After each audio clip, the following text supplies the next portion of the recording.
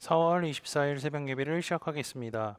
사도신경으로 우리의 신앙을 고백하시겠습니다. 나는 전능하신 아버지 하나님 전지의 창조주를 믿습니다.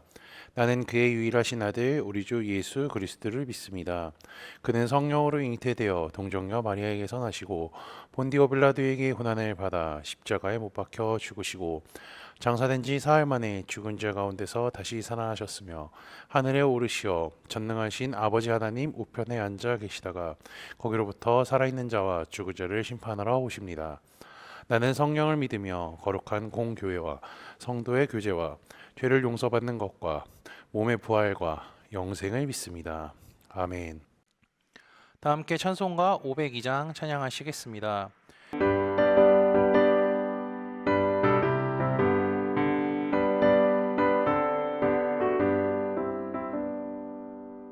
빛의 사자들이여 어서 가서 어둠을 물리치고 주의 진리 모르는 백성에게 복음의 빛 비춰라. 빛의 사자들이여 복음의 빛 비춰라. 죄로운 밤 밝게 비춰라. 빛의 사자들이여 선한 사역 위하여 힘을 내라. 주와 함께 하시겠네.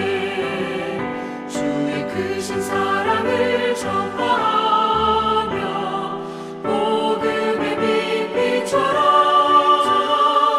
빛의 사자들이여 복음의 빛 비춰라. 죄로운 밤 밝게 비춰라. 빛의 사자들이여 주님 부탁하신 말 순종하여 이 진리 전파하라. 산을 넘고 물 건너 힘을 다해 복음의 빛 비춰라. 빛의 사자들이여 복음의 빛 비춰라. 죄로운 밤 밝게 비춰라. 빛의 사자들이여 동서남북 어디나 땅끝까지 주님만 의지하고 눈 어두워 못 보는 백성에게 복음의 빛 비춰라. 빛의 사자들이여 복음의 빛 비춰라. 죄로운 밤 밝게 비춰라. 빛의 사자들이여 오늘 우리 공동체의 성경 읽기 본문은 누가복음 24장입니다. 그중 44절에서 49절까지를 읽고 말씀을 나누도록 하겠습니다. 또 이르시되 내가 너희와 함께 있을 때에 너희에게 말한 바 곧 모세의 율법과 선지자의 글과 시편의 나를 가르쳐 기록된 모든 것이 이루어져야 하리라 한 말이 이것이라 하시고 이에 그들의 마음을 열어 성경을 깨닫게 하시고 또 이르시되 이같이 그리스도가 고난을 받고 제3일에 죽은 자 가운데서 살아나실 것과 또 그의 이름으로 죄 사함을 받게 하는 회개가 예루살렘에서 시작하여 모든 족속에 전파될 것이 기록되었으니 너희는 이 모든 일의 증인이라. 볼지어다 내가 내 아버지께서 약속하신 것을 너희에게 보내리니 너희는 위로부터 능력으로 입혀질 때까지 이 성에 머물라 하시니라. 아멘. 누가복음 24장은요 누가복음의 마지막 장으로서 예수님의 부활과 그 후에 일어난 일에 대해 기록하고 있습니다. 십자가에 못 박혀 죽으신 예수님은요 3일 만에 부활하셨고 그리고 마지막으로는 이제 제자들로부터 떠나 하늘로 승천하게 됩니다. 이 부분은요 누가복음 전체의 클라이막스라고 할 수 있으며 동시에 누가가 두 번째로 작성한 사도행전으로 옮겨가는 전환점을 이루고 있습니다. 이 24장은요 내용에 따라서 5가지 부분으로 나눌 수 있는데요. 첫 번째는 1절에서 12절로 빈 무덤 이야기, 두 번째는 13절에서 35절로 엠마오로 가는 두 제자 이야기. 세 번째는 36절에서 43절로서 11제자들에게 나타나신 예수님. 그리고 네 번째 44절에서 49절은 예수님의 마지막 명령. 그리고 다섯 번째로 50절에서 53절은 예수님의 승천으로 되어 있으며 엠마오로 가는 두 제자의 이야기와 예수님의 승천에 관한 내용은요 오직 누가복음에만 기록되어 있습니다. 이 중 제가 읽은 부분은요 예수님의 마지막 명령에 해당하는 부분이죠. 부활하신 예수님은요 먼저 엠마오로 가는 두 제자에게 나타나셨습니다. 그리고 죽으시고 부활하신 예수님이 그들에게 나타났지만 제자들은요 이분이 예수님인지 몰랐습니다. 그러나 예수님과 대화와 식사를 통하여서 눈이 밝아져 예수님을 알아보게 되었죠. 그들은 부활하신 예수님을 만났으며 그분과 함께 떡을 떼어서 먹었다는 사실을 다른 사람들에게 알렸습니다. 예수님의 빈무덤에 대한 소식을 전했던 여인들과 이 두 명의 제자들의 이야기를 들은 사람들 곁에 예수님이 나타나서 이렇게 말씀하시죠. 이 말을 할 때에 예수께서 친히 그들 가운데 서서 이르시되 너희에게 평강이 있을지어다 하시니. 예수님이 제자들에게 평강이 있을지어다라고 말하는 것은요 마치 나니까 두려워하지 말라는 것과 같습니다. 죽으시고 부활하신 예수님이 등장했으니 무서워하지 말고 평안하라는 거죠. 누가는요 제자들이 놀라고 무서워했다는 것을 37절에 이야기하고 있습니다. 사람들은 예수님이 고난받으시고 십자가에 못 박히사 죽으셨다는 사실을 잘 알고 있었습니다. 그들 중 예수님께서 십자가에 못 박히신 것도 본 사람이 있었죠. 예수님께서 고난받고 죽으시고 부활하신다는 말씀을 누가복음에서만 봐도 3번 가르쳐 주셨죠. 그리고 그 외에 수차례 가르쳐 주셨을 겁니다. 그런데 무섭고 혼란스러운 상황 가운데서 이 주님의 가르침을 기억하고 있는 사람은 아무도 없었죠.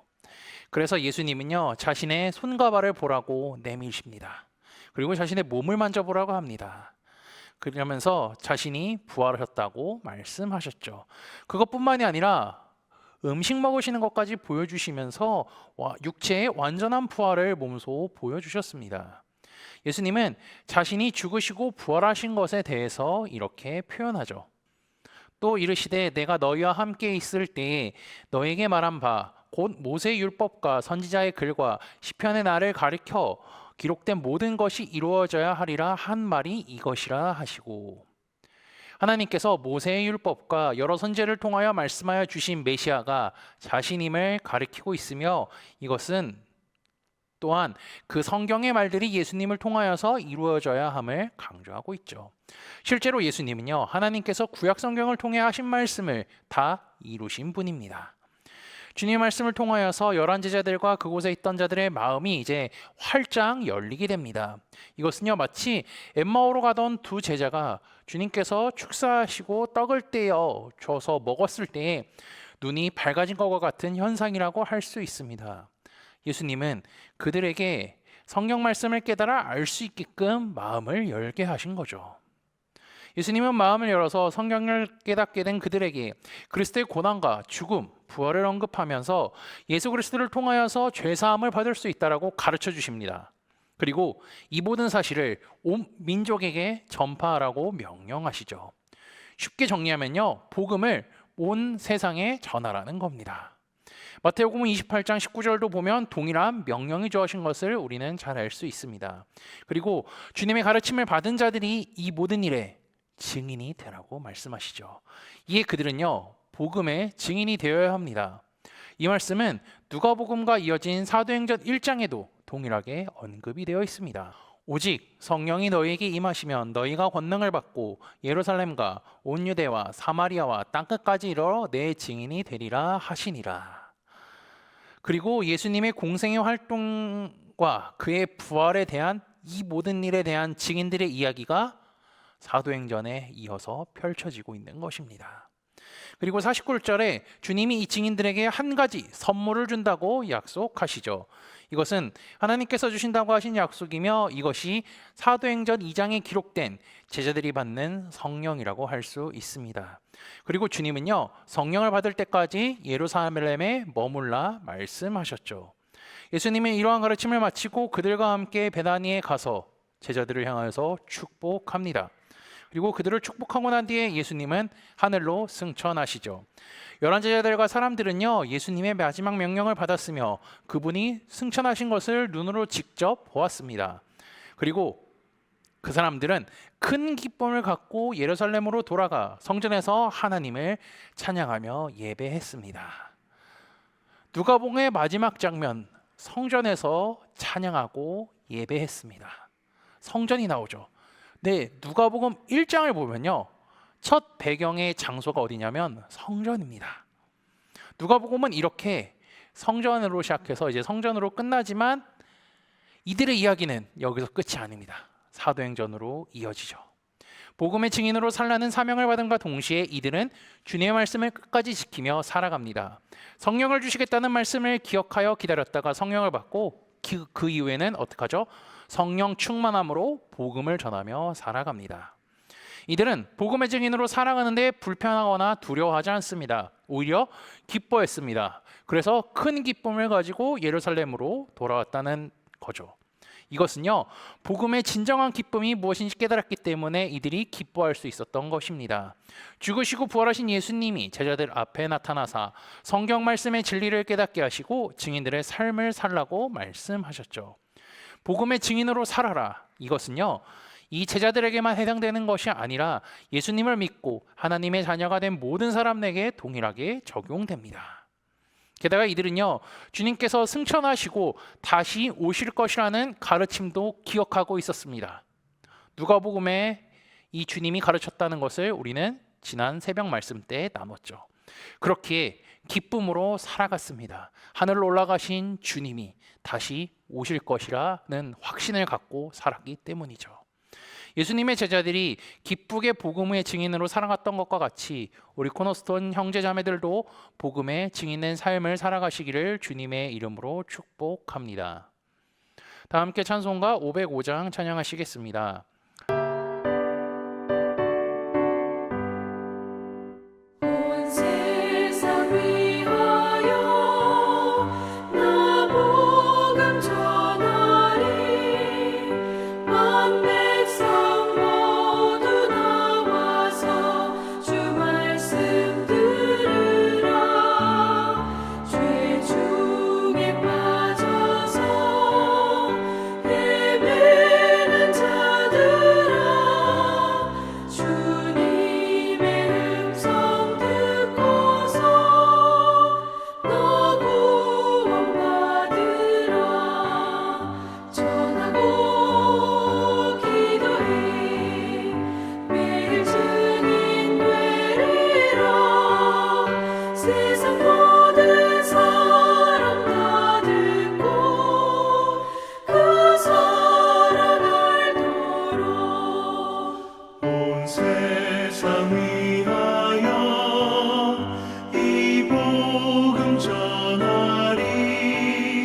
저 죄인 회개하고서 주 예수 믿으라.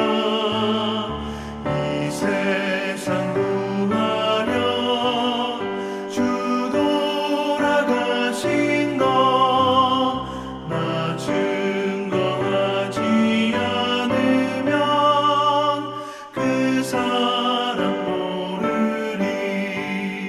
전하고 기도해 매일 증인 되리라. 세상 모든 사람 다 듣고 그 사랑 알도록. 온 세상 위하여 주 은혜 임하니. 주 예수 이름 힘입어 이 복음 전하자. 먼 곳에 나가서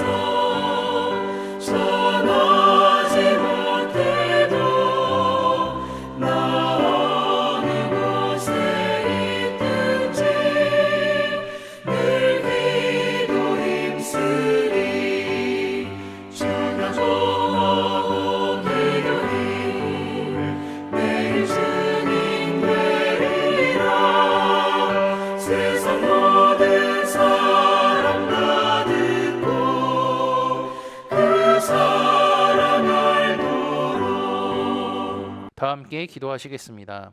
전능하신 하나님 아버지, 혼란스럽고 복잡한 세상 속에서도 주님을 믿는 믿음으로 말미암아 살아가게 하시니 감사합니다. 날마다 주님의 인도하심과 보호 아래 살게 하시고 주의 말씀을 굳게 믿어 흔들리지 않는 믿음으로 살아가게 인도하여 주옵소서. 오늘 말씀을 통하여 복음의 증인으로 살라고 명령하셨습니다. 복음에 증인된 사람은 주의 말씀을 신실하게 순종하며 살아갈 뿐더러 주님께서 주시는 기쁨으로 살아갔음을 기억합니다.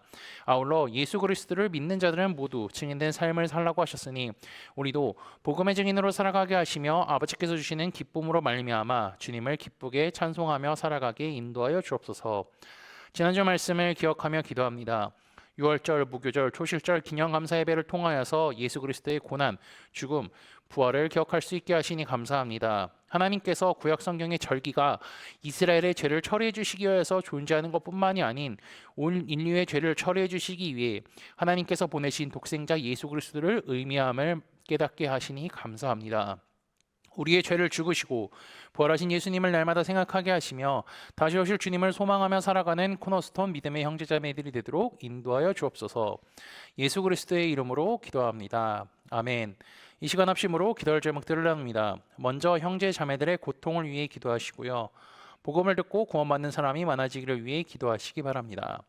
교회를 이끌어 가시는 사랑하는 담임 목사님과 사역자들을 위해 기도해 주시기 바라며 오늘 저녁까지 진행되는 아가서 말씀 세미나를 위해 5월에 있을 봄 음악회를 위해 소그룹 원들을 위해 환우의 건강과 회복을 위해 각자 가지고 계신 기도의 제목들을 놓고 기도하시기를 바라며 오늘도 주 안에서 승리하십시오.